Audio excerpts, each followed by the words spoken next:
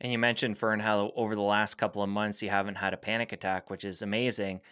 Do you find that when you do experience one, you can kind of track it back to certain things that are happening in your life at that time to help, control it now that you know some of the triggers? It weirdly, it looks like I'm having a panic attack because of the thing that's going on, but it's not. It's always the stuff in the past. So that's why I have to do like the deep digging work that takes time and energy and sometimes revisiting painful stuff because, like I could have a panic attack at night because the next day I'm going to work on a job and I've never met anyone before on the job. And I know intellectually I can do the job. I know that they'll probably all be lovely and I know that I'll be nice to them, but it's deeper, it's physical. There's this big disconnect and it's all to do with that. I think many things for all of us out there, whether it's panic attacks or when we start to feel insecure, paranoid, whatever, it's rarely the thing that's happening in the moment. It's so rarely the thing that's happening that you think it is. You know, it's why when someone's horrible to you, you can usually go, "I know this isn't about me. This is about your past." And you're just using me to get it out. I think it's the same in so many situations. It's eons of shit piled up that is not been dealt with and that needs to be looked at. And it's why people lash out. It's why people say toxic things on the internet. It's why people are triggered by certain things. It's not the thing, it's the stuff back there. So in the moment, I might go, "Oh God, I feel like I'm worried about meeting these people tomorrow at work," but I just know it's not. And so I have to surrender and go, "I'll just have a panic attack then. It's just go on then, bring it on." And like not to name drop too heavily, but when I interviewed Deepak Chopra, I asked him because I was using it as a personal therapy session, what do you do when you're having a panic attack? And he went, "You don't resist it. As soon as you start going, no, no, I'm not.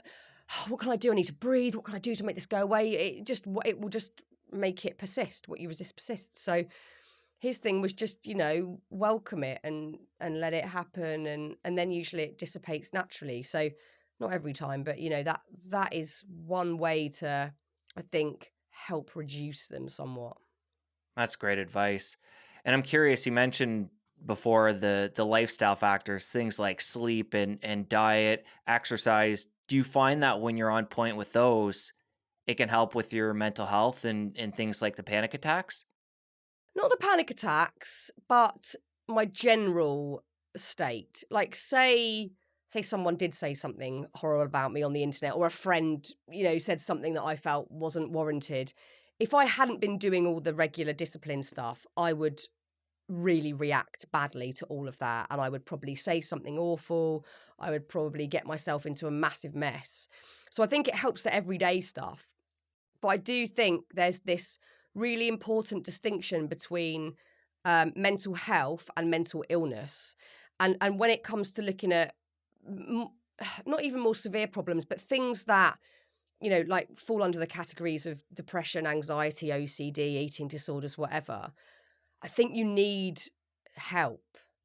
And that's why we have so many problems at the moment in the world because there isn't enough help that is accessible to everyone for free or for a very, reasonable price. So you can't rely on doing a bit of yoga, doing your breath work, you know, having your spinach in the morning. It's not going to touch the sides when you're dealing with mental illness. That's when you need help. And we need to establish a stronger system in this country that gives people that access when it's needed rather than when it's too late. And it and I think it's why people's backs get up in this country when well-being is thrown about too frivolously because they think that's not going to help me. And they're probably right if they're really having a tough time. If it's about everyday maintenance and prevention, oh my God, do all the wellness stuff you can.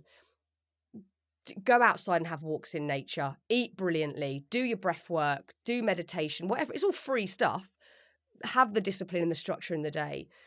But when it comes to mental illness, you can do that stuff and it will probably help alongside getting some proper support. I think it's really important that distinction is sort of made.